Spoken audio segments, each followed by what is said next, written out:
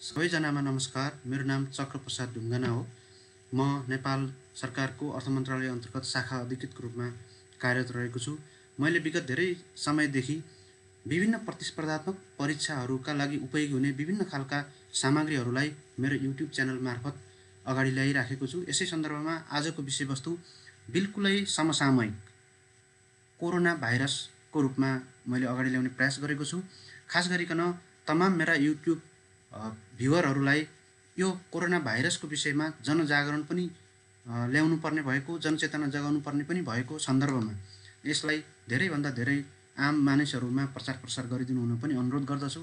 र परीक्षाको दृष्टिकोणले, हरेक प्रतिस्पर्धात्मक परीक्षाको दृष्टिकोणले समसामयिक विषयवस्तुको रूपमा कोरोना भाइरसबाट प्रश्नहरू आउन सक्ने सम्भावना पनि त्यत्तिकै रहेको छ। त्यसैले कोरोना भाइरसको सम्बन्धमा यसका गहन विषयवस्तुहरू के छन्, यो भित्रका खास कुराहरू के हुन्, हामीले जनजीवनलाई सुन्दै आएका तर वास्तवमा जान्न नसकेका विषयवस्तुहरू के छन्, त्यो विषयको बारेमा मैले यस भिडियो मार्फत चर्चा गर्ने प्रयास गरेको छु। तपाईहरु सबैलाई म पुनः स्वागत गर्दै आउनुहोस् आजको मेरो यस भिडियोमा म अगाडि गइराखेको छु। सबभन्दा पहिला त कोरोना भाइरसको सामान्य परिचयतर्फ जाउँ। कोरोना भाइरस र कोरोना रोग यहाँनिर दुईवटा अलग अलग अवधारणा छ। त्यसैले दुईवटा अलग अवधारणालाई अलग ढङ्गले बुझ्नुपर्दछ। कोरोना भाइरस एक प्रकारको भाइरस हो, तर कोभिड-19 जुन भनिएको छ त्यो एक प्रकारको रोग हो। भाइरसले रोग गर्ने हो, त्यसैले भाइरसलाई र रोगलाई एकै ठाउँमा मिसाउन मिल्दैन। कोरोना भाइरस भनेको भाइरस हो, कोभिड-19 भनेको फेरि रोग हो। कोभिड-19 एक प्रकारको सरुवा रोग हो र यो सरुवा रोग चाहिँ कोरोना भाइरसको कारणले लाग्दछ। त्यसैले यस रोगलाई 2019 नोभल कोरोना भाइरस पनि भनिएको छ, अथवा 2019 सालमा देखिएको कारणले र यो बिल्कुलै नयाँ भएको कारणले 2019 नोभल कोरोना भाइरस भनिएको छ। र सर्टकट रूपमा तपाईहरुले हेर्नुभयो भने यसलाई 2019 एनकोभ पनि नाम दिएको छ, जसमा एन भनेको नोभल भन्ने हुन्छ। नोभलको अर्थ चाहिँ नयाँ हो, बिल्कुलै नयाँलाई हामी के भन्छौँ, नोभल भनेर भन्छौँ। त्यस्तै विश्व स्वास्थ्य संगठनले यस प्रकारको महामारीलाई 11 मार्च 2020 मा ग्लोबल पेन्डेमिकको रूपमा पनि घोषणा गरेको छ। त्यस्तै यो सबभन्दा पहिला चाहिँ चीनको राष्ट्रिय स्वास्थ्य आयोग, चाइनाज नेशनल हेल्थ कमिसनको प्रतिवेदन अनुसार 1 डिसेम्बर 2019 मा चीनको हुबे प्रान्तको वुहान शहरमा सबैभन्दा पहिला देखा परेको मानिन्छ। जहाँसुकै देखा परेको हुन सक्छ, तर फर्स्ट डकुमेन्टेड केस जो सबभन्दा पहिला रेकर्ड गरिएको छ, त्यो रेकर्ड गरिएको केस चाहिँ चीनको वुहान शहरमा रेकर्ड गरिएको थियो। अब कोरोना भाइरस भनेको के हो त? कोरोना भाइरस भनेको एक प्रकारको भाइरस हो, यो त सामान्य कुरा भयो। तर कोरोना भाइरस भन्ने जुन छ, यो भाइरसको पर्टिकुलर भाइरस नभइकन एउटा भाइरसको परिवार हो। जस्तो हामी मान्छे ह्युमन स्पेसिसमा पनि मान्छेको प्रजातिहरू, मान्छेको जातहरू, विभिन्न खालकोले कास्ट, रेस इत्यादि कुराले हामी मान्छेलाई आइडेन्टिफाई गर्न सक्छौँ। त्यसैगरी भाइरसका पनि विभिन्न खालका प्रजातिहरू हुन्छन्। कोरोना भाइरस पनि एउटा एक प्रकारको फ्यामिली हो। र यो कोरोना भनेको के हो त भन्दा, कोरोना भन्ने जुन छ, क्रोना, यो कोरोना भनेको यसको ल्याटिनमा चाहिँ क्राउन भन्ने अर्थ लाग्छ। क्राउन भनेको ताज हैन त, ताज अथवा राजमुकुट भनौँ, अथवा आफ्नो टाउको भन्दा बाहिरपट्टि एक अलग प्रकारको राजा महाराजाहरूले जुन श्रीपेश धारण गर्थे त्यसलाई चाहिँ अङ्ग्रेजीमा क्राउन भनिन्छ, र त्यसलाई ल्याटिनमा फेरि के भनिन्छ त, कोरोना भनिन्छ। यो भाइरसको पनि बाहिरपट्टि एक प्रकारको त्यस्तै ताज चाहिँ देखिन्छ। तपाईले चित्रमा पनि हेर्न सक्नुहुन्छ, त्यस्तो प्रकारको ताज अथवा क्राउन देखिन्छ। त्यसै कारणले ल्याटिन भाषामा क्राउनबाट कोरोना भन्ने शब्द आएको हो। त्यसैले यो भाइरसको बाहिरपट्टि एक प्रकारको कोरोना अथवा एक प्रकारको क्राउन हुने भएकोले यसलाई यस्तो परिवारको भाइरसलाई हामीले कोरोना भाइरस भनेर भन्छौँ।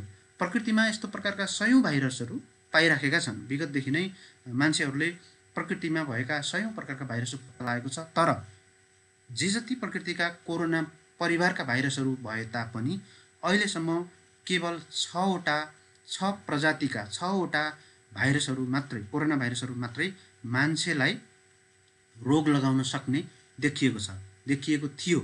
तर यो 6वटा जुन वेल नोन कोरोना भाइरसहरू थिए विगतमा, जस्तो कि सार्स भन्ने त हामीले सुनेकै छौँ, 2003 मा चीनमा आएको जुन भाइरस थियो त्यसलाई सार्स भनिएको थियो, हो त्यो पनि एक प्रकारको कोरोना भाइरस नै हो। त्यस्ता अरू कयौं प्रकारका 6 प्रकारका कोरोना भाइरसहरू हामीले पहिला नै पत्ता लगाइसकेको अवस्था हो। तर जुन अहिले पत्ता लगाएको, अहिले आएको जुन भाइरस छ, यो विगतमा पत्ता लागेका 6वटा भाइरसहरूभन्दा बिल्कुल नयाँ छ। ती भाइरसहरूसँग पारिवारिक रूपमा मेल खान्छ तर हुबहु रूपमा मेल खाँदैन। त्यसैले यसलाई नोभेल कोरोना भाइरस भनिएको। नोभेल भनेको विगतमा पत्ता लागेको भन्दा भिन्न अथवा फरक अथवा नयाँ। त्यसैले विगतमा भएका 6वटा भाइरसहरूको परिवारमा यो अहिलेको देखिएको भाइरस बिल्कुल नयाँ भएको कारणले यसलाई नोभेल कोरोना भाइरस भनिएको हो। त्यसैले यो 7औं कोरोना भाइरस हो जसले मान्छेलाई रोग लगाउन सक्छ। बाँकी 6 प्रकारका कोरोना भाइरसहरू वैज्ञानिकहरूले थाहा पाइसकेका छन् तर तिनमा चाहिँ अहिलेको भाइरस जतिको खतरनाक अवस्था चाहिँ छैन। त्यसैले नोभेल कोरोना भाइरस विगतका अरू 6वटा भाइरसहरूभन्दा बढी खतरनाक छ। भाइरसलाई सामान्यतया हामीले एक प्रकारको जीवाणु अथवा लिभिङ र नन लिभिङ बिङ दुईटैको बीचको रूपमा हामीले लिन्छौँ। भाइरसको बाहिरपट्टि एउटा प्रोटिनको कोड रहेको हुन्छ। त्यो प्रोटिन कोडलाई छेडेर त्यसभन्दा भित्र औषधि राखेर त्यसलाई मार्न सकिँदैन। त्यसैले सामान्यतया भाइरसको औषधि चाहिँ हुँदैन। भाइरसको भ्याक्सिन हुन्छ। भ्याक्सिनद्वारा नै रोग प्रतिरोधात्मक क्षमता बढाउनु पर्ने भएको कारणले कोरोना भाइरसले ठुलो महामारीको रूप लिन गएको छ। त्यसो भए अब यो SARS-CoV-2 भनेको के हो त? SARS-CoV-2 विश्व स्वास्थ्य सङ्गठनले आधिकारिक रूपमा नोभेल कोरोना भाइरसलाई SARS-CoV-2 भनेर नामाकरण गरेको छ। त्यसैले हामीले जहिलेसुकै आधिकारिक राइटिङमा जहाँसुकै लेख्नु पर्दा कोभिड-19 अथवा कोरोना भाइरस भनेर भन्न मिल्दैन। त्यसलाई हामीले के भन्नुपर्छ? SARS-CoV-2 भनेर भन्नुपर्छ। किन भन्दा यसको आधिकारिक नामाकरण गर्ने संस्था WHO हो र WHOले SARS-CoV-2 भनेर नामाकरण गरेको छ।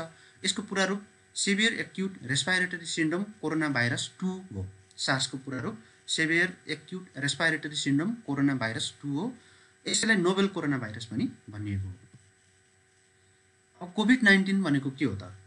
कोभिड-19 भनेको SARS-CoV-2 जुन हामीले अहिले चर्चा गऱ्यौँ यस्तो प्रकारको भाइरसबाट अथवा नोभेल कोरोना भाइरसबाट सर्ने एक प्रकारको फ्लू अथवा एक प्रकारको ज्वरो रुगाखोकीसँग सम्बन्धित रोग हो जसलाई हामीले कोभिड-19 भनेर भन्छौँ।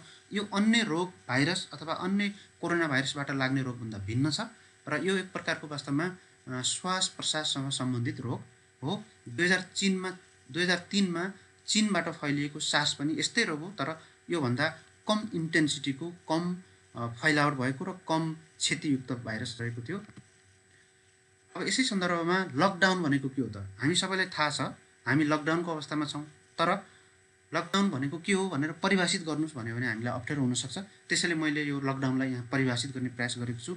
कुनै खास देश, क्षेत्र, स्थान वा ठाउँमा व्यक्तिहरूको आवतजात, कार्य, यातायात लगायतका सबै आर्थिक, सामाजिक र राजनीतिक गतिविधिहरूलाई रोक लगाउने कामलाई लकडाउन भनिन्छ। लकडाउन भनेको जो जहाँ छ त्यहीँ बसिराख्नुहोस् भन्ने अवस्था हो र यसलाई हामीले बन्दाबन्दी पनि भन्न सक्छौँ। नेपालीमा यसको रूपान्तरण बन्दाबन्दीको रूपमा ल्याइएको छ र पछिल्लो समय नेपाल सरकारले सटडाउन भन्ने शब्द प्रयोग गरेको छ। सटडाउन र लकडाउन भनेको वास्तवमा एउटै हो, यसमा तथ्य भिन्नता छैन र खास गरी सरुवा रोगको विस्तार रोक्नका लागि यस्ता विधिहरू अवलम्बन गरिन्छ। किन भन्दा सरुवा रोग कोभिड-19 जस्ता सरुवा रोग जसको कुनै उपचार छैन र यसले ठुलो क्षति ल्याउन सक्छ भने त्यसलाई रोक्नका लागि के गर्नुपर्छ त? लकडाउन अथवा सटडाउन गर्नुपर्ने अवस्था हुनसक्छ। लकडाउन अथवा सटडाउनलाई सरकार वा आधिकारिक निकायबाट गरिएको बन्दाबन्दीको रूपमा हामीले बुझ्नुपर्ने हुन्छ। त्यस्तै ग्लोबल पेन्डेमिककै सन्दर्भमा अर्को एउटा शब्द आउँछ क्वारेन्टाइन। क्वारेन्टाइन भनेको शाब्दिक अर्थ भनेको अलग गर्नु हुन्छ।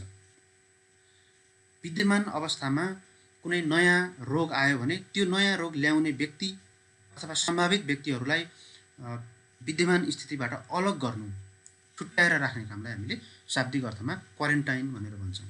र परिभाषित गर्नु पर्यो भने सरुवा रोगी वा सो व्यक्तिसँग संसर्गमा आएका अन्य व्यक्तिहरूलाई स्वास्थ्य व्यक्तिको संसर्गमा आउन नदिनका लागि अपनाइने सतर्कतालाई हामीले क्वारेन्टाइन भनेर भन्न सक्छौँ। रोगीको सम्भावित संसर्गमा आएका वा रोग प्रभावित क्षेत्रबाट आएका व्यक्तिहरू, ती व्यक्तिहरूसँग रोगको लक्षण देखिएको हुँदैन त्यस्ता व्यक्तिहरूलाई क्वारेन्टाइनमा राखिन्छ। यदि रोगको लक्षण देखियो भने तिनलाई उपचार गर्नुपर्ने हुन्छ हैन। तर रोगको लक्षण नदेखिउन्जेलसम्मका लागि रोग लागेको छ कि छैन भनेर यकिन गर्नुपर्ने हुन्छ। यदि रोग लागेको छ भने तिनीहरूलाई उपचार गर्नुपर्ने हुन्छ जसलाई हामीले आइसोलेसनमा राखेर उपचार गर्ने भनेर भन्छौँ। र यदि रोग लागेको छैन भने तिनलाई आफ्नो समाजमा आफ्नो घरमा जान दिन्छ। यस्तो प्रकारको जुन अस्थायी व्यवस्थापन छ यसलाई हामीले क्वारेन्टाइन भनेर भन्छौँ। वास्तवमा यो सरुवा रोगको विस्तार हुन नदिनका लागि एकदमै प्रभावकारी विधि हो। बिरामी हुन सक्ने सम्भावना भएका व्यक्तिहरूलाई अन्य व्यक्तिबाट अलग गर्ने प्रक्रिया नै वास्तवमा क्वारेन्टाइन हो। र क्वारेन्टाइन कुनै एउटा निश्चित क्षेत्रमा पनि बनाउन सकिन्छ र कुनै एउटा निश्चित घरमा पनि क्वारेन्टाइन बनाउन सकिन्छ। घरमै अलग गरेर बस्ने कार्यलाई होम क्वारेन्टाइनको संज्ञा दिइएको छ। क्वारेन्टाइन खास क्षेत्र, स्थान, हाउसिङ वा साधारण घर अथवा कुनै अफिसमा अथवा कुनै स्पेसल क्षेत्रमा पनि गर्न सकिन्छ। तर अस्पतालमा भने क्वारेन्टाइन गरिँदैन। यहाँनिर ख्याल गर्नुहोला, अस्पतालमा आइसोलेसनमा राखिन्छ तर क्वारेन्टाइनमा राखिँदैन। त्यसो भए आइसोलेसन भनेको के हो त भन्दा कुनै पनि व्यक्तिलाई कोभिड-19 अथवा अन्य यस्तै प्रकारको सरुवा रोग लागेको छ भने यस्तो प्रकारको बिरामीलाई उपचार गर्नुपर्ने हुन्छ। तर अन्य व्यक्तिहरू पनि त अस्पतालमा उपचाररत हुन्छन्। ती सबै व्यक्तिहरूलाई एकै ठाउँमा एउटै वार्डमा राखेर यदि उपचार गर्ने हो भने त अन्य व्यक्तिहरूमा पनि त्यो रोग सर्ने सम्भावना त्यत्तिकै हुन्छ र यसले सानोतिनो रोगले पनि ठुलो महामारी लिन सक्छ। यस्तो नहोस् भनेर भन्नका लागि कोभिड-19 अथवा यस्तै प्रकारका अन्य सरुवा रोगहरूबाट ग्रसित बिरामीलाई अन्य व्यक्तिहरूबाट अलग राखेर उपचार गरिन्छ। त्यो अन्य व्यक्ति, अन्य बिरामीहरू अथवा अन्य स्वास्थ्य कर्मीहरूबाट अलग राखेर उपचार गर्ने जुन प्रणाली छ त्यसलाई हामीले आइसोलेसन भनेर भन्छौँ। यसले बिरामी व्यक्तिलाई अन्य परिवारका सदस्यहरू एवं अरू बिरामी वा स्वास्थ्य कर्मीको संसर्गबाट रोक्ने काम गर्दछ। त्यसैले यो आइसोलेसन भनेको अस्पतालमै हुन्छ। तर नेपालको सन्दर्भमा अहिले अस्पतालभन्दा बाहिर पनि विभिन्न अफिसहरूमा, विभिन्न ठाउँमा पनि आइसोलेसन राखिएको छ। अस्पतालको क्षमता नहुँदा अस्पताल बाहेकका अन्य क्षेत्रहरूमा पनि आइसोलेसन को काम गर्न सकिन्छ। तर आइसोलेसनमा बिरामीहरू नै रहने भएको कारणले उनीहरूको नियमित रूपमा हेरचाह गर्नुपर्ने हुन्छ। अस्पतालमा रोगीलाई अन्य रोगी वा निरोगी सबै व्यक्तिबाट अलग राख्ने प्रक्रिया आइसोलेसन हो। यसले रोगीको उपचार गर्ने प्रक्रियालाई जनाउँदछ। अब अर्को एकदमै प्रचलित शब्द हो सोशल डिस्टान्सिङ। सोशल डिस्टान्सिङ भनेको के हो त भन्ने सन्दर्भमा सरुवा रोग अत्यन्त तीव्र रूपमा फैलावट हुन सक्छ। त्यो तीव्र रूपमा फैलावट नहोस् भनेर भन्नका लागि मान्छेहरूको जुन एकअर्कामा घुलमिल हुने सामाजिक प्रथा, परम्परा, चालचलन, बमोजिम, एकअर्काका मान्छेहरूको भेटघाट हुने यी सबै कार्यहरूलाई हामीले सामाजिक कार्य भनेर भन्छौँ। त्यो सामाजिक कार्यलाई घटाउनुपर्छ, त्यसलाई रोक्नुपर्छ, त्यसलाई नियन्त्रण गर्नुपर्छ। त्यसो भयो भने मात्रै वास्तवमा सरुवा रोगलाई नियन्त्रण गर्न सकिन्छ हो। नोभेल कोरोना भाइरस अथवा कोभिड-19 को सन्दर्भमा पनि यी विभिन्न व्यक्तिहरूको एक अर्कामा हुने सामाजिक अन्तर्क्रियालाई कम गर्नुपर्छ। सरुवा रोगको फैलावटलाई नियन्त्रण गर्नका लागि व्यक्तिहरूको बीचमा भौतिक दूरी कायम गर्नुपर्छ। सरुवा रोगको प्रकृति हेरिकन 1 मिटरदेखि 3 मिटरसम्मको भौतिक दूरी कायम गर्नुपर्ने भन्ने प्रावधान चाहिँ रहिआएको छ। खास गरिकन सोशल डिस्टान्सिङ भनेको व्यक्तिहरूको बीचमा फेस टु फेस सम्पर्क नहोस् भन्ने मनसाय नै हो। फेस टु फेस सम्पर्क भयो भने भाइरस चाहिँ एक व्यक्तिबाट अर्को व्यक्तिमा सर्न सक्छ। यसले सर्यो भने आउटब्रेक हुन सक्छ हो। त्यो नहोस् भनेर भन्नका लागि फेस टु फेस कन्ट्याक्ट हटाउने, व्यक्तिको फिजिकल डिस्टान्सिङ कायम गर्ने अवस्थालाई हामीले सोशल डिस्टान्सिङ भनेर भन्छौँ। यसले सबै व्यक्तिहरूको बीचमा अनिवार्य रूपमा निश्चित दूरी राख्नुपर्ने क्रियाकलापलाई जनाउँछ। वास्तवमा सामाजिक डिस्टान्सिङ, सामाजिक दूरी कायम गर्नु भनेको भौतिक दूरी कायम गर्नु हो। फिजिकल डिस्टान्सिङ भन्न पाएको भए अझ बेटर हुन्थ्यो भन्ने मेरो भनाइ हो। तर हामीले बुझ्नुपर्दा सामाजिक डिस्टान्स, सोसियल भन्ने बित्तिकै हामीले नेटवर्किङका कुराहरू, सामाजिक रिलेसनका कुराहरू, नेटवर्कका कुराहरू, सम्बन्धका कुराहरूलाई जनाउँछ। त्यो सामाजिक नेटवर्क, रिलेसन र सम्बन्धहरूलाई टाढा लैजाने होइन कि भौतिक डिस्टान्सलाई मात्रै टाढा लैजाने हो। त्यसैले यसलाई फिजिकल डिस्टान्सिङ भनेर भन्नु उपयुक्त हुन्छ। तर व्यवहारमा चाहिँ जताकतै सोसियल डिस्टान्सिङ भनेर भनिएको छ। अब इपिडेमिक भनेको के हो? कुनै पनि रोग यदि त्यो सरुवा रोग हो भने, त्यो सरुवा रोग हो भने कहीँ न कहीँबाट त्यो उत्पत्ति भएको हुन्छ र त्यो उत्पत्ति भइसकेपछि त्यसबाट बिस्तारै अरू देशहरूमा पनि सर्दै जान्छ। कुनै एउटा भौगोलिक क्षेत्रमा, कुनै एउटा निश्चित भौगोलिक क्षेत्रमा प्रभाव पार्ने गरेर कुनै रोग छ भने त्यसलाई हामीले इपिडेमिक भनेर भन्छौँ। यो विश्व स्तरको महामारी नभइसकेको अवस्था हो। जस्तो जब चीनको वुहानमा कोभिड-19 रोगको सुरुवात भयो, त्यो सुरुवाती चरणमा यो विश्वव्यापी रूपमा फैलिसकेको अवस्था थिएन। जब यो विश्वव्यापी रूपमा फैलिसकेको अवस्था थिएन त्यति बेला यसलाई हामीले इपिडेमिक भनेर भन्थ्यौँ। इपिडेमिक भनेको महामारी हुनुभन्दा अगाडिको ग्लोबल पेन्डेमिक हुनुभन्दा अगाडिको चरण हो, जसले एउटा निश्चित भौगोलिक क्षेत्रमा मात्रै प्रभाव पारेको हुन्छ। जस्तो 2014मा अफ्रिकामा देखिएको इबोला भाइरस पनि एक प्रकारको इपिडेमिक नै थियो। त्यस्तै अघि मैले भनिसकेँ 2019को डिसेम्बरमा चीनको वुहानमा फेला परेको कोभिड-19 विश्व स्तरमा फैलिनुभन्दा अगाडि एक इपिडेमिकको रूपमा रहेको थियो। यसै सिलसिलामा इपिडेमियोलोजीमा अर्को एउटा शब्द आउँछ जसलाई इन्डेमिक भनेर भनिन्छ। इन्डेमिक भनेको पनि कुनै खास प्रकारको जनता वा खास क्षेत्रमा निरन्तर रूपमा रहिराख्ने सरुवा रोगलाई इपिडेमिक भनेर भनिन्छ।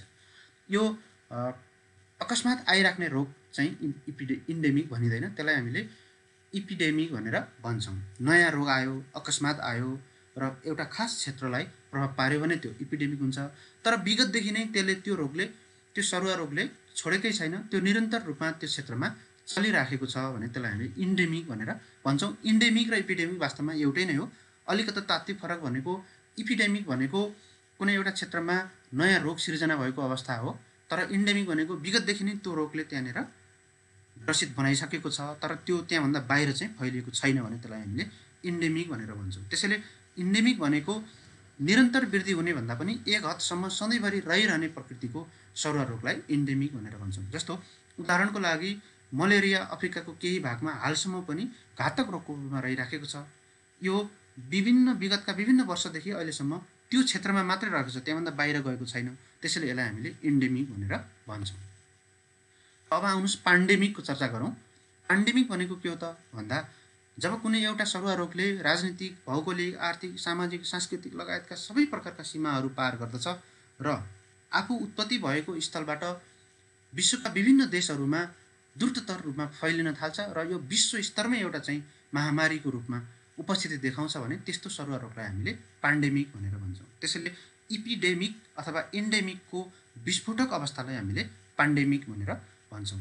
यो सबै मानव जातिकै लागि एउटा साझा शत्रुको रूपमा रहेको हुन्छ, किन भन्दा यसले सम्पूर्ण रूपमा विश्वलाई नै कुनै न कुनै रूपमा प्रभाव पारिराखेकै हुन्छ। यसले विश्वको अर्डरलाई नै तहस नहस बनाउन सक्छ। त्यस्तै यसलाई चाहिँ हामीले free passport, free visa, free travel cost भएको इपिडेमिक हो भनेर पनि भन्न सक्छौँ, जो चाहिँ संसारभरि सहजै यात्रा गर्न सक्छ। मान्छेलाई यात्रा गर्नका लागि पासपोर्ट, भिसाहरू चाहिन्छ, ट्राभल कस्ट बियर गर्नुपर्ने हुन्छ। तर यस्तो प्रकारको पेन्डेमिक अथवा यस्तो प्रकारको रोग जसको चाहिँ कुनै पासपोर्ट पनि चाहिँदैन, जसलाई कुनै भिसा पनि चाहिँदैन, जसलाई कुनै ट्राभल कस्ट पनि चाहिँदैन र खुला रूपमा स्वतन्त्र रूपमा संसारभरि मुभमेन्ट गर्न सक्छ र संसारभरिका मान्छेहरूलाई विभिन्न खालले प्रभाव पार्न सक्छ भने त्यसलाई हामीले पेन्डेमिक भनेर भन्छौँ। कोभिड-19 एउटा पेन्डेमिकको रूपमा अहिले हामीले भोग्दै आइरहेका छौँ। कोभिड-19कै सन्दर्भमा अर्को एउटा शब्द छ आउटब्रेक। आउटब्रेक भनेको कुनै पनि एउटा ठाउँमा जब यो उत्पत्ति हुन्छ अथवा यो सरेर आउँछ, जुनसुकै प्रक्रियाले पनि कुनै एउटा समुदायमा, कुनै एउटा जिल्ला, क्षेत्र, गाउँमा जब त्यो कुनै नोभेल कोरोना भाइरस जस्तो भाइरस उत्पत्ति हुन्छ र त्यसले केही सीमित व्यक्तिहरूलाई प्रभाव पारेको हुन्छ भने त्यो आउटब्रेक भएको हुँदैन। तर जब एक व्यक्तिबाट अर्को व्यक्तिमा सर्ने र सिङ्गल केसबाट मल्टिपल केसहरू हुन जाने र त्यसले इपिडेमिकको रूप लिने प्रक्रिया हुन्छ भने त्यसलाई हामीले आउटब्रेक भन्छौँ। आउटब्रेक भनेको नेपालीमा विस्फोट हुनु। जस्तो काठमाडौँको कुनै एउटा क्षेत्रमा आउटब्रेक भयो भनेर भनिन्छ, होइन? त्यसैले यो वुहानबाट आउटब्रेक भयो भनेर भनिन्छ। कुनै एउटा निश्चित क्षेत्रबाट फैलावट हुने प्रक्रियालाई हामीले आउटब्रेक भनेर भन्छौँ। यो रोग वा भाइरस सर्ने प्रक्रिया नै हो। समयमै नियन्त्रण गर्न नसकेमा महामारीको रूप धारण गर्न सक्ने अवस्थालाई आउटब्रेक भनेर भनिन्छ। त्यस्तै फोमाइट भन्ने अर्को शब्द पनि छ। फोमाइट भनेको के हो त भन्दा जस्तो हामीले भाइरस र ब्याक्टेरियाहरू विभिन्न माध्यमहरूबाट सर्न सक्छन्। त्यस्तो माध्यमहरू जो चाहिँ हामीले दैनिक रूपमा प्रयोग गर्न सक्छौँ र विभिन्न मान्छेहरूले प्रयोग गर्न सक्छन्, त्यसलाई हामीले फोमाइट भनेर भन्छौँ। जस्तो दैनिक जीवनमा धेरैजसो प्रयोग गरिने साधारण भौतिक वस्तुहरू जसमा धेरै व्यक्तिहरूले छुन सक्छन्, त्यस्तो व्यक्तिमा भाइरस र ब्याक्टेरिया यदि सरेको छ भने त्यो व्यक्तिबाट अन्य निरोगी व्यक्तिहरूमा पनि सर्न सक्छ। त्यसलाई हामीले फोमाइट भन्छौँ। त्यसैले फोमाइट भनेको एउटा भौतिक वस्तु हो। जस्तो उदाहरणको लागि ढोकाको ह्यान्डल खोल्नका लागि त्यो ढोकामा प्रवेश गर्ने सबै मान्छेहरूले त्यहाँ ह्यान्डलमा टच गर्नुपर्ने हुन्छ। जस्तो सार्वजनिक बसको ढोका जहाँ सबै व्यक्तिहरूले छुन्छन्, त्यस्तै फ्रिजको ह्यान्डल हुनसक्छ, सोफा हुनसक्छ अथवा यस्तै प्रकारका विभिन्न वस्तुहरू जो वस्तुहरू चाहिँ रोगी र निरोगी सबै व्यक्तिहरूले छुन्छन्, प्रयोग गर्छन् र यदि रोगी व्यक्तिले छोएको छ भने निरोगी व्यक्तिलाई त्यस मार्फत पनि ब्याक्टेरिया भाइरसहरू सर्न सक्छन् भने त्यस्तो वस्तुलाई हामीले फोमाइट भनेर भन्छौँ। यस्ता वस्तुहरूमा भाइरसहरू बिरामीबाट सर्ने र केही घण्टा वा दिनसम्म जीवितै रहन सक्ने भएकोले यी फोमाइटहरू जहिले पनि जोखिमयुक्त हुन्छन्। भाइरस वा ब्याक्टेरियाको प्रकृति हेरी बाँच्न सक्ने अवधि पनि फरक फरक हुन्छ। जस्तो कुनै एउटा प्लास्टिकको ह्यान्डलमा केही दिन बाँच्न सक्छ भने एल्युमिनियमको ह्यान्डलमा अझ बढी दिन अथवा कम दिन बाँच्न सक्छ। त्यसैले कोरोना भाइरस प्लास्टिक र स्टिलमा 3 दिनसम्म बाँच्न सक्छ भनिएको छ। त्यसैले 3 दिनसम्म बाँच्न सक्ने भएको कारणले हामीले यस्ता फोमाइटहरूमा हामीले जब छुन्छौँ तत्पश्चात हामीले तुरुन्त हाम्रो हातलाई हामीले सेनिटाइज गर्नुपर्छ, साबुन पानीले धुनुपर्छ। त्यसैले हामीले हमेसा सेनिटाइज गर्नुपर्छ भन्नुको कारण चाहिँ फोमाइटमा हामी छुने भएको कारणले पनि हो। अर्को एउटा एपिडेमियोलोजीमा प्रयोग हुने शब्द हो R0 अथवा R0 भनेर पनि भन्छौँ। सामान्यतया सरुवा रोगको सन्दर्भमा एकजना रोगी व्यक्तिले कतिजना निरोगी व्यक्तिहरूलाई सरुवा रोग सार्न सक्छ त भन्ने जुन मेजरमेन्ट छ त्यसलाई हामीले R0 भनेर भन्छौँ। यो एउटा एपिडेमियोलोजिकल मेट्रिक प्रणाली हो। मेट्रिक भनेको मापन गर्ने प्रणाली हो। सरुवा रोगको मापन गर्ने प्रणाली R0 हो। एकजना बिरामीबाट कतिजना स्वस्थ व्यक्तिहरूलाई रोग सार्न सक्दछ त भन्ने भाइरसको जुन क्षमता छ त्यसलाई हामीले R0 भनेर भन्छौँ, जसले एकजना रोगीले कतिजना निरोगीलाई भाइरस सार्न सक्दछ भनेर मापन गर्छ। यदि R0 1 छ भने त्यसको अर्थ के हुन्छ त अब भन्दा औसतमा एकजना रोगीले एकजना निरोगीलाई मात्रै रोग सार्न सक्दछ भन्ने कुरा जनाउँछ। यदि R0 1 भन्दा बढी छ भने के हुन्छ त एकजना रोगीले एकभन्दा बढी व्यक्तिहरूलाई रोग सार्न सक्दछ। यसैको कारणले गर्दा महामारीको रूप लिन सक्छ। यदि R0 0 छ भने त्यसले एकजना व्यक्तिले अन्य व्यक्तिलाई रोग सार्ने सम्भावना छैन।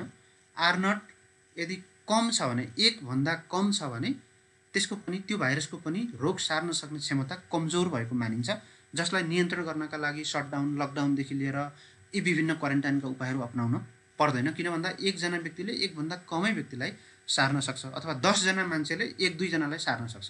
त्यो R0 1 भन्दा कम भएको अवस्था हो। कोभिड-19 को सन्दर्भमा यसको R0 2.3 देखि 3 सम्म रहेको छ भनेर मानिन्छ। त्यसैले कोभिड-19 विश्वव्यापी रूपमा यति छिटै एउटा पेन्डेमिकको रूपमा अगाडि आएको छ र यसको सरुवा गर्न सक्ने क्षमता अत्याधिक धेरै छ। एकजना रोगी छ भने त्यसले 3 जना व्यक्तिसम्म तुरुन्तै रोग सार्न सक्छ। त्यो 3 जनाले फेरि 3 जना 9 जनालाई सार्न सक्छ। यसरी एउटा चेन, एउटा जोमेट्रिक रेसियोमा अगाडि बढ्छ।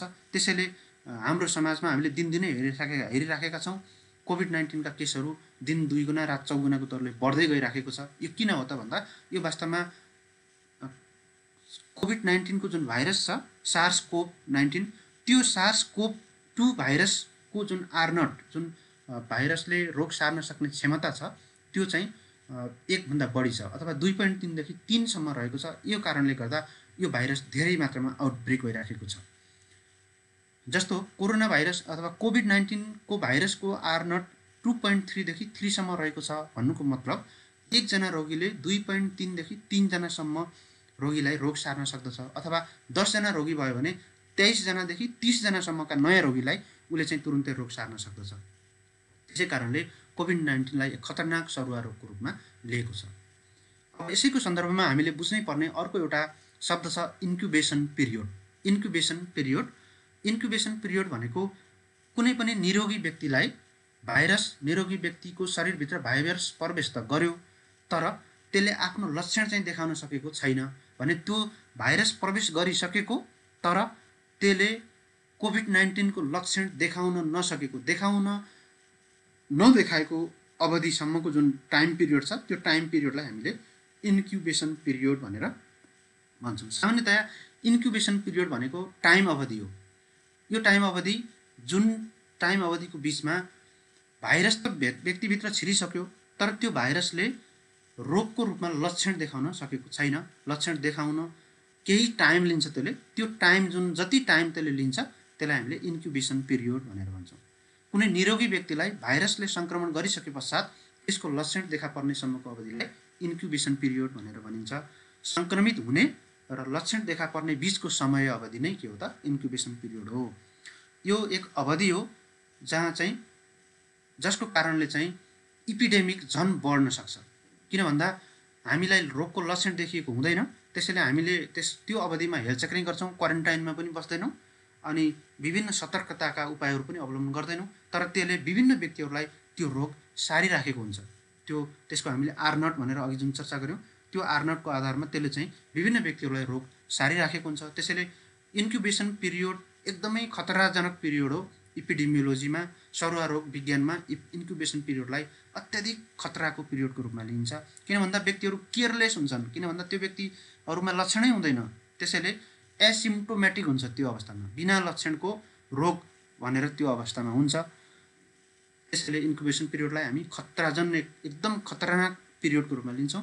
र कोभिड-19 को सन्दर्भमा यसको इन्क्युबेसन पिरियड 2 दिनदेखि 14 दिनसम्म मानिएको छ। यसको अर्थ कुनै निरोगी व्यक्तिको शरीरभित्र SARS-CoV-2 भाइरस प्रवेश गरेको 2 दिनदेखि 14 दिनसम्म जुनसुकै अवधिमा पनि त्यो SARS-CoV-2 ले आफ्नो लक्षणहरू देखाउन सक्छ।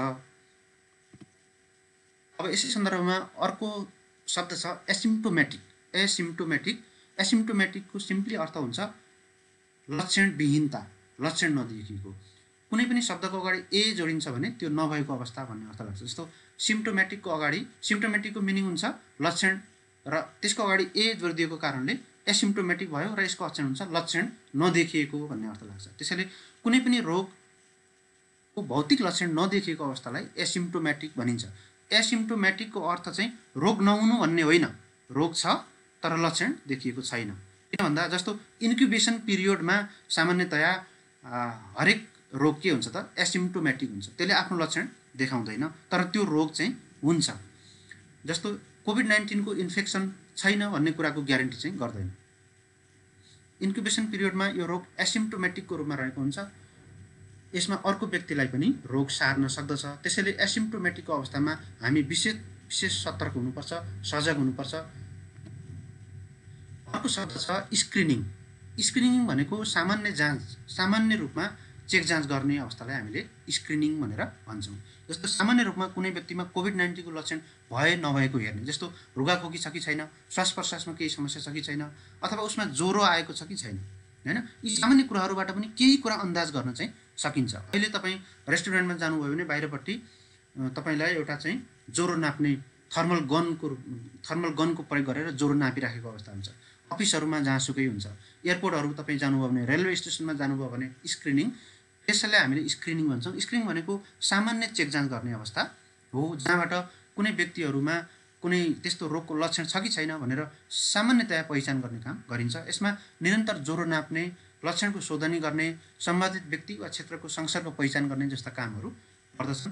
खास गरी एयरपोर्ट, बोर्डर, हाउसिङ, कलेज लगायतका विभिन्न क्षेत्रहरूमा स्क्रिनिङ गरिन्छ। स्क्रिनिङ पश्चात यदि कुनै पनि व्यक्तिमा कोभिड-19 को लक्षण देखियो भने त्यसलाई आइदर क्वारेन्टाइनमा पठाउन सकिन्छ अथवा त्यसलाई चाहिँ PCR टेस्टको लागि पठाउन सकिन्छ।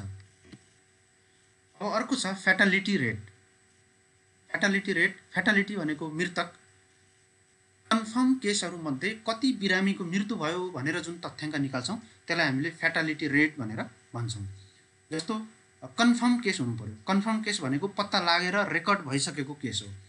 जस्तो नेपालमा आजको मितिमा मैले यो भिडियो रेकर्ड गर्ने सन्दर्भमा करिब 23,000 मान्छेहरूमा कोभिड-19 को सङ्केत, कोभिड-19 को डिक्लेयर्ड केसहरू भएको छ, तर त्योभन्दा बढी पनि हुनसक्छ व्यवहारमा। हामीले अहिलेसम्म कन्फर्म केस हाम्रो 23,000 हो भने 23,000 कन्फर्म केसमध्ये कतिजना बिरामीको मृत्यु भएको छ त, त्यसलाई हामीले के भन्छौँ फ्याटालिटी रेट भनेर भन्छौँ। यसमा जम्मा कन्फर्म बिरामीमध्ये मृत्यु भएका बिरामी कति प्रतिशत छन् भनेर मापन गरिन्छ। वास्तवमा कोभिड-19 को फ्याटालिटी रेट चेन्ज भइराखेको छ, तर सामान्यतया 3% को हाराहारीमा कोभिड-19 को फ्याटालिटी रेट रहेको छ भन्ने मानिन्छ। अब अर्को शब्द छ मोर्टालिटी रेट। मोर्टालिटी पनि मृत्यु नै हो, तर फ्याटालिटी भनेको केससँग रिलेटेड मृत्यु हो। मोर्टालिटी भनेको आम केसद्वारा मृत्यु भएका तर टोटल जनसङ्ख्यामा कतिको मृत्यु भयो त भन्ने मृत्यु दरलाई हामीले मोर्टालिटी रेट भनेर भन्छौँ। जसमा जम्मा जनसङ्ख्याको कति प्रतिशत व्यक्तिहरू यस रोगको कारणले गर्दा मृत्यु भयो भनेर प्रतिशतमा, प्रति लाखमा प्रति 10 लाखमा व्यक्त गरिन्छ, त्यसलाई हामीले मोर्टालिटी रेट भनेर भन्छौँ। एकदमै धेरै मोर्टालिटी छ भने त्यसलाई हामीले प्रतिशतमा व्यक्त गर्न सक्छौँ। तर सामान्यतया मोर्टालिटी रेट एकदम कम हुन्छ, त्यसैले कम सङ्ख्या 0.00मा मेजर गर्नुभन्दा प्रति लाखमा अथवा प्रति 10 लाखमा व्यक्त गर्दा केही सङ्ख्या देखिन्छ र सजिलो हुन्छ भनेर त्यसलाई हामीले प्रति लाखमा अथवा प्रति लाखमा गणना गर्छौँ। अब पिक भनेको के हो त? पिक कुनै पनि एउटा महामारीको सुरुवात हुन्छ, त्यो बढ्दै जान्छ र त्यो बढ्दै जाने क्रममा सर्वाधिक धेरै केसहरू फेला पर्दछ कुनै एउटा समयबिन्दुमा र त्यसपछि त्यसको इन्फेक्सन घट्न थाल्दछ र यो अन्त्य हुन्छ। यो एउटा चक्रको रूपमा रहिराखेको हुन्छ। हो, यही चक्रमा सर्वाधिक बढी कोभिड-19 का केसहरू फेला परेको समयलाई हामीले पिक भनेर भन्छौँ। पिक भनेको वास्तवमा एपेक्स हो, सबभन्दा टुप्पो। जस्तो त्यहाँ तपाईँले कुनै एउटा सगरमाथाको टुप्पोलाई हामी के भन्न सक्छौँ? एपेक्स भनेर भन्न सक्छौँ। किन भन्दा त्यहाँभन्दा माथि हामी जान सक्दैनौँ। जमिनको हकमा सबभन्दा माथि भनेको के हो त? सगरमाथाको टुप्पो हो। त्यसैले कोभिड-19 को केसहरूमा पनि बिरामीहरूको सबभन्दा धेरै बिरामीहरू फेला परेको समयलाई हामीले पिक भनेर भन्छौँ। यसलाई apex, the tip, vertex point, summit अथवा क्लाइमेक्स पनि भन्न सक्छौँ। जस्तो एउटा कुनै मुभीमा हामीले क्लाइमेक्स हेऱ्यौँ भने यो क्लाइमेक्स भनेको त्यसको सबैभन्दा चुरो बिन्दु, सबभन्दा चाहिँ ध्यान दिनुपर्ने पोइन्ट होइन हो। त्यस्तो शब्दहरूको पनि प्रयोग गर्न सकिन्छ र यसले सङ्क्रमणको सङ्ख्या सबैभन्दा बढी भएको अवधिलाई जनाउँछ र यो पिक आइसक्यो भने यस पश्चात सङ्क्रमणको दर घट्न थाल्दछ। त्यसैले पिक कहिले आयो त भनेर पहिचान गर्न पनि जरुरी हुन्छ। जस्तो अमेरिकामा अहिलेसम्म पिकै आएको छैन भनेर भनिन्छ, भनेको अझै बढ्दैछ। पिक आएको छैन भन्नुको मतलब यस्ता बिरामीहरू, यस्तो रोगको प्रभाव अझ बढिराखेको छ। पिक आएको छ भन्नुको मतलब अब बढ्दैन, अब यसपछि घट्नेवाला छ। यसैलाई हामीले जेनिथ पनि भनेर भन्छौँ। जेनिथ भनेको पनि पिक नै हो। फ्ल्याटनिङ द कर्भ भन्ने अर्को एउटा कन्सेप्ट छ। जस्तो फ्ल्याटनिङ द कर्भमा पिकसँग सम्बन्धित छ। जस्तो पिकमा एकदम हाई स्लोप भएको जुन कर्भ छ भने एउटै अवधिमा लाखौँ मान्छेहरू बिरामी भएको अवस्था छ। त्यसलाई हामीले घटाएर के गर्नुपर्ने छ त भन्दा अवधि बरु लम्ब्याउने, तर बिरामीहरूको सङ्ख्या चाहिँ सकेसम्म घटाउनुपर्छ। किन घटाउनुपर्छ त बिरामीको सङ्ख्या भन्दा बिरामीको सङ्ख्या एकै समयमा अत्याधिक बिरामीको धेरै सङ्ख्या भयो भने अस्पतालहरूले थेक्दैन, जनस्वास्थ्यका पूर्वाधारहरूले त्यसले थेक्दैन। त्यसको कारणले गर्दा मोर्टालिटी, फ्याटालिटी अझ बढेर जान्छ। त्यसैले मोर्टालिटी, फ्याटालिटी घटाउनका लागि जुन पिक छ त्यो पिकलाई हामीले थ्याप्चो पार्नुपर्छ, चेप्टो बनाउनुपर्छ, न कि स्लोप ठाडो बनाउनुपर्छ। फ्ल्याटनिङ द कर्भ भनेको पिकलाई घटाउने कार्य हो, जसबाट इपिडेमिक व्यवस्थापनमा सजिलो हुन्छ। अर्को शब्द छ कम्युनिटी स्प्रेड। कम्युनिटी स्प्रेड भनेको जस्तो सबभन्दा पहिला त कुनै पनि सरुवा रोग चाहिँ अन्य व्यक्तिबाट, अन्य क्षेत्रबाट आउने हो। आफ्नो देशभन्दा बाहिरबाट कुनै पनि केस आउँछ भने त्यसलाई हामीले इम्पोर्टेड केस भनेर भन्न सक्छौँ। त्यो एकजना मान्छेबाट इम्पोर्ट भएर आएको केस त्यसैमा मात्रै सीमित भयो र सकियो भने त्यसले थप फैलावट लिन पाउँदैन। तर त्यो व्यक्तिबाट स्थानीय स्तरमा अन्य व्यक्तिहरूमा पनि सर्न थाल्यो भने त्यसलाई हामीले कम्युनिटी स्प्रेड भनेर भन्छौँ। यो इम्पोर्टेड केस भनेको पहिलो फेज हो भने कम्युनिटी स्प्रेड भनेको कोरोना भाइरसको सन्दर्भमा यो दोस्रो फेजमा प्रवेश गरेको अवस्था हो र यो खतरनाक अवस्थातर्फ जाने सङ्केत पनि हो। र कम्युनिटी स्प्रेड भनेको सामान्यतया तपाईँ हामीले सुनेकै छौँ, कुनै पनि ट्राभल हिस्ट्री नभएका व्यक्तिहरूमा जब कोभिड-19 को लक्षणहरू देखिएको छ भने त्यसलाई कम्युनिटी स्प्रेड भएको हो, कम्युनिटीकै सदस्यहरूद्वारा सारिएको हो भनेर हामीले मान्छौँ। अर्को छ कन्ट्र्याक्ट ट्रेसिङ। अत्यन्त प्रयोग भएको शब्दावली हो कन्ट्र्याक्ट ट्रेसिङ। कुनै पनि सरुवा रोगको सङ्क्रमणसँग सम्पर्कमा रहेका व्यक्तिहरूको पहिचान गर्ने र तिनीहरूको अवस्था बुझी क्वारेन्टाइन वा आइसोलेसनमा राखेर उपचार गर्ने कार्यलाई हामीले कन्ट्र्याक्ट ट्रेसिङ भनेर भन्छौँ। कन्ट्र्याक्ट ट्रेसिङ भनेको कुनै पनि रोगसँग सम्बन्धित व्यक्ति, कुनै एउटा व्यक्तिलाई रोग लागेको छ भने त्यो व्यक्तिको संसर्गमा रहेका को व्यक्ति छन् त, त्यसले ट्राभल गरेको, प्लेनमा चढेका व्यक्तिहरू को छन्, त्यसले अफिसमा बसेर सँगै काम गरेका व्यक्तिहरू को छन्, त्यसको घर परिवारमा को छन्, त्यसले कुनै रेस्टुरेन्टमा गएर खाना खाएको छ भने त्यो रेस्टुरेन्टमा तत्कालीन अवस्थामा भएका व्यक्तिहरू को छन्, ती विभिन्न व्यक्तिहरू जो चाहिँ रोगीको संसर्गमा आएका हुन्छन् ती व्यक्तिहरूको पनि पहिचान गर्दै जाने र ती व्यक्तिहरूलाई पनि रोग लागेको छ कि छैन, रोग लागेको छ भने आइसोलेसनमा राखेर उपचार गर्ने, रोग लागेको छैन भने तिनीहरूलाई क्वारेन्टाइन गर्ने प्रयोजनका लागि जुन व्यक्तिहरूको हिस्ट्री ट्राभल हिस्ट्री पहिचान गरिन्छ त्यसलाई हामीले कन्ट्याक्ट ट्रेसिङ भनेर भन्छौँ। इन्फेक्टेड व्यक्तिबाट उसको सम्पर्कमा आएका परिवारका सदस्य वा अन्य नातेदार वा यात्रा गरेका व्यक्तिहरूका अन्य कुनै तवरबाट संसर्गमा रहेका व्यक्तिहरूको पहिचान र निरन्तर अनुगमन गर्ने र रोग सङ्क्रमणको अवस्था पत्ता लगाउने कार्यलाई कन्ट्याक्ट ट्रेसिङ भनेर भन्छौँ। ट्राभल हिस्ट्रीको पहिचान गर्ने भनेर पनि हामीले भन्न सक्छौँ। अत्यधिक चलनचल्तीमा रहेको अर्को शब्द हो इन्डेक्स केस अथवा पेसेन्ट जिरो। इन्डेक्स केस अथवा पेसेन्ट जिरो, पेसेन्ट जिरो भन्ने बित्तिकै तपाईँले सामान्यतया याद गर्न सक्नुहुन्छ पेसेन्ट जिरो त्यस्तो व्यक्ति त्योभन्दा अगाडि त्यसको कुनै ट्राभल हिस्ट्री छैन अथवा त्योभन्दा अगाडि कुनै कन्ट्याक्ट ट्रेसिङ छैन भने यो संसारमा सबैभन्दा पहिला यो रोग लागेको व्यक्ति त्यसलाई हामीले इन्डेक्स केस अथवा पेसेन्ट जिरो भनेर भन्छौँ। तर त्यस्तो व्यक्ति हुनुपर्छ जो चाहिँ रेकर्डेड भएको हुनुपर्छ अथवा डकुमेन्टेड हुनुपर्छ। अनडकुमेन्टेड त्योभन्दा अगाडि अरू व्यक्तिलाई पनि यस्तो रोग लागेको हुनसक्छ। जस्तो कोभिड-19 को सन्दर्भमा वुहानको एकजना महिलालाई यो रोग लागेको थियो भनेर रेकर्ड गरिएको छ। त्यो रेकर्ड गर्नुको अर्थ उसैलाई लागेको हो भन्ने होइन, ऊभन्दा पहिला अरूलाई पनि लागेको हुनसक्छ। तर हामीले रेकर्ड गरेको हाम्रो डकुमेन्टेड केस चाहिँ कुन हो त्यसैलाई हामीले पेसेन्ट जिरो भनेर भन्छौँ। महामारीको सुरुवात भएको व्यक्तिलाई पेसेन्ट जिरो भनेर भनिन्छ। इन्फेक्सन भएको रेकर्डेड अथवा डकुमेन्टेड व्यक्ति नै इन्डेक्स केस हो, यसैलाई पेसेन्ट जिरो पनि भनिन्छ। 1980 को दशकमा एचआइभी एड्सको महामारीको अध्ययनको सन्दर्भमा यो शब्द सबभन्दा पहिला प्रयोग भएको थियो र अहिले पछिल्लो समयमा व्यापक रूपमा पेसेन्ट जिरो अथवा इन्डेक्स केसको रूपमा प्रयोग भएको हामी पाउँछौँ।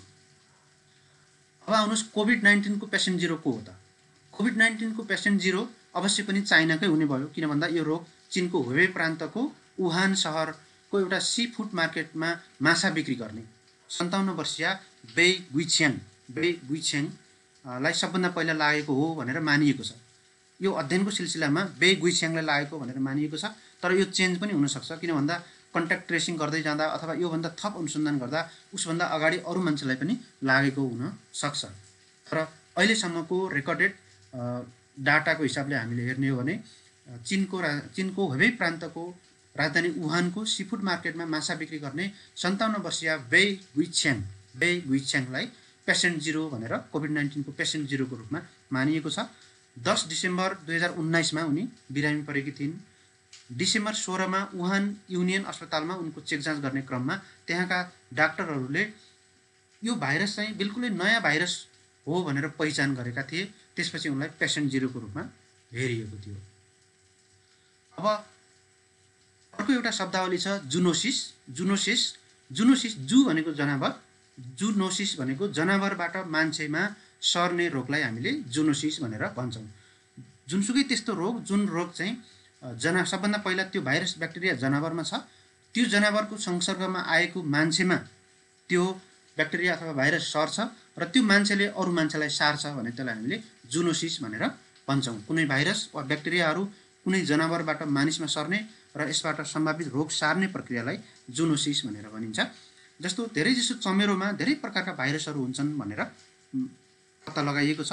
चमेरोको सम्पर्कमा आएका पेङ्गुलिनहरूलाई वेट मार्केटमा ल्याई मानवको सम्पर्कमा आउनाले कोभिड-19 सरेको हो भनेर मानिन्छ। कोभिड-19 एउटा जुनोसिस हो।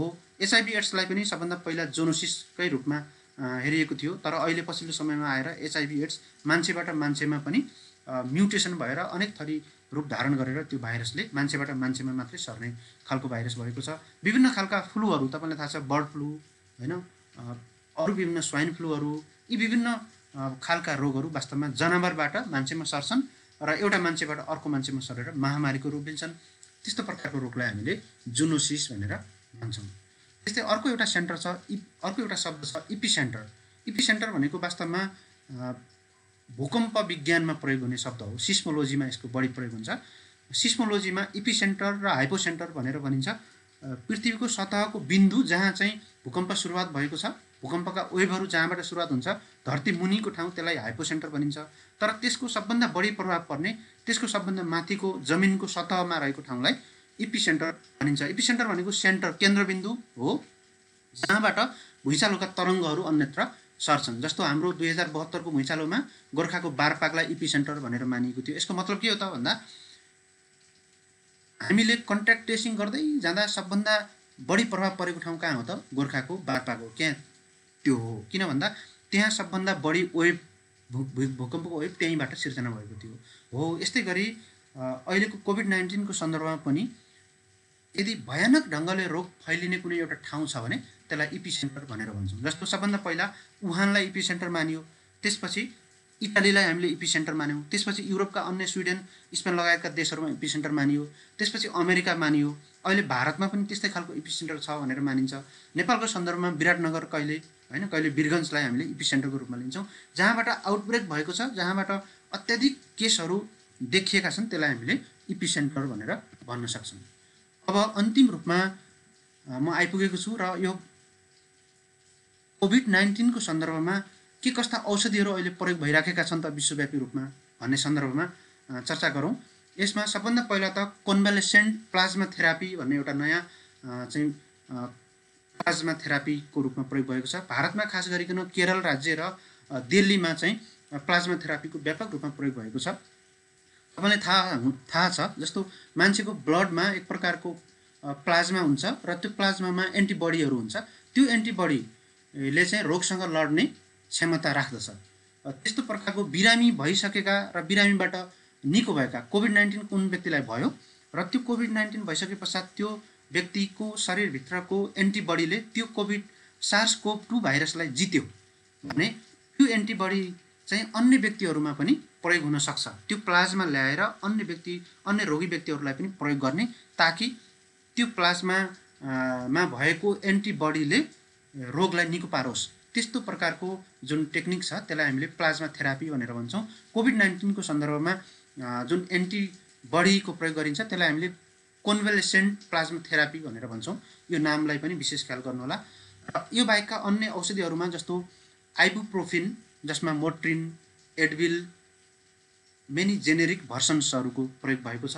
त्यस्तै एसिटामिनोफेन भन्ने औषधि पनि यसमा प्रयोग भएको छ र व्यापक रूपमा प्रयोग भएको र अमेरिकामा पनि व्यापक रूपमा प्रयोग भएको र भारतमा सर्वाधिक उत्पत्ति हुने औषधि हो क्लोरोक्विन अथवा हाइड्रोक्सी क्लोरोक्विन पनि भनिएको छ। त्यस्तै एजिथ्रोमाइसिन पनि अर्को एउटा औषधिको रूपमा प्रयोग भएको छ र रेमडेसिभिर जुन मलेरियाको औषधि हो, त्यो मलेरियाको औषधिलाई पनि अहिले कोभिड-19 को औषधिको रूपमा हेरिएको छ। र अमेरिकामा खास गरिकन हाइड्रोक्सी क्लोरोक्विनलाई चाहिँ ट्रम्प भ्याक्सिनको रूपमा नामाकरण गरिएको छ। किन भन्दा ट्रम्पले बारम्बार चाहिँ हाइड्रोक्सी क्लोरोक्विन मैले खान्छु र अरूले पनि यही खानुपर्छ भनेर सिफारिस गरेको छ। जस्तो नेपालमा हामीले बेसार पानीदेखि लिएर अरू विभिन्न खालका चाहिँ चर्चामा आएको छ। त्यस्तै गरी अमेरिकामा हाइड्रोक्सी क्लोरोक्विन र रेमडेसिभिर औषधिलाई प्रयोग गरिएको छ। यी विभिन्न औषधिहरू चाहिँ संसारभरि अहिले व्यापक रूपमा कोरोना भाइरसको विरुद्धमा प्रयोग गरिरहेको छ। साथीहरू, तपाईहरू सबैजनालाई मैले आज कोरोना भाइरस, यसको उत्पत्ति, यसका विभिन्न विषयहरू र यससँग सम्बन्धित शब्दावलीहरूको बारेमा चर्चा गर्ने प्रयास गरेँ। मेरो यो प्रयासलाई तपाईहरूले जति सक्दो आम जनमानसमा पनि पुर्याइदिनु होला, ताकि सबैलाई क्वारेन्टाइन, सेल्फ आइसोलेसनमा बस्नेदेखि लिएर फोमाइटदेखि लिएर अरू विभिन्न औषधिका कुराहरूदेखि लिएर अरू थुप्रै पक्षहरूमा जानकारी हुनेछ। र तपाईहरू जो प्रतिस्पर्धात्मक परीक्षाको तयारीमा हुनुहुन्छ, तपाईहरूलाई त यो च्याप्टर झन् अत्यन्त महत्त्वपूर्ण च्याप्टरको रूपमा रहेको छ। त्यसैले यति भन्दै आजको म यस मेरो भिडियोलाई यहीँ अन्त्य गर्दछु। मेरो युट्युब च्यानललाई तपाईहरूले अझ सब्सक्राइब गरेर, अझ बढी सेयर गरेर मलाई यस्तै प्रकारका अन्य भिडियोहरू बनाउनु पनि थप प्रोत्साहन दिनुहोला भन्ने आशासहित आजलाई म बिदा हुन्छु। हस्त सबैजनालाई नमस्कार।